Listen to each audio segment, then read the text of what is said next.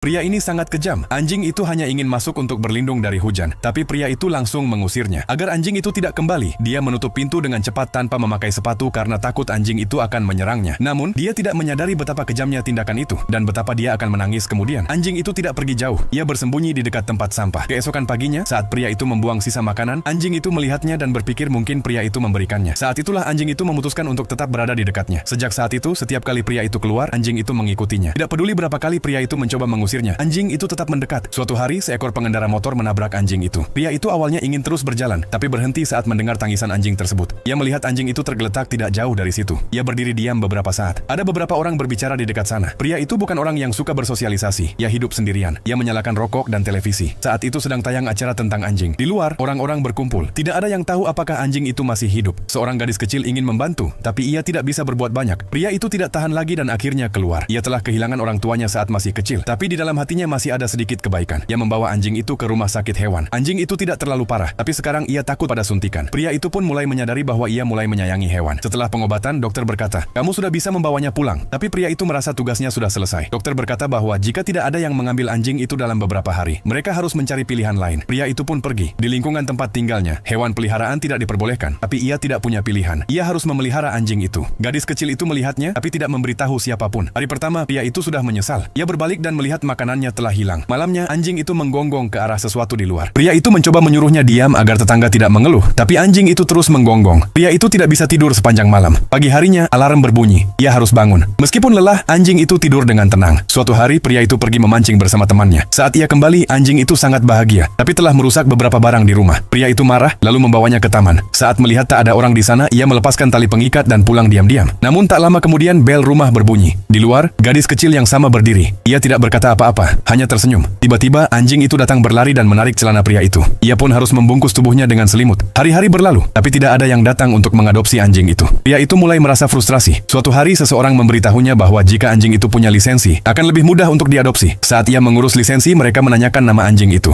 Ia mengatakan belum memikirkan nama. Gadis kecil itu menyarankan sebuah nama. Anjing itu pun mendapatkan lisensinya. Nomornya adalah 77. Selama waktu itu, pria itu jatuh sakit. Ia terjatuh ke lantai. Anjing itu menggonggong keras untuk meminta bantuan, dan seseorang pun membawanya ke rumah sakit. Anjing itu juga diam-diam ikut masuk. Saat pria itu sadar, ia melihat anjing itu duduk di samping jendela. Ia tidak merasa kesepian lagi. Ia sudah terbiasa dengan kehadirannya. Kemudian dokter berkata bahwa ada sebuah keluarga yang ingin mengadopsi anjing itu. Anak-anak mereka menyukainya. Kali ini anjing itu pergi bersama mereka tanpa protes. Tapi sebelum pergi, ia menatap pria itu seolah ingin mengatakan sesuatu. Pria itu tidak mengatakan apa-apa saat anjing itu menjauh, tapi ada sedikit kesedihan di matanya.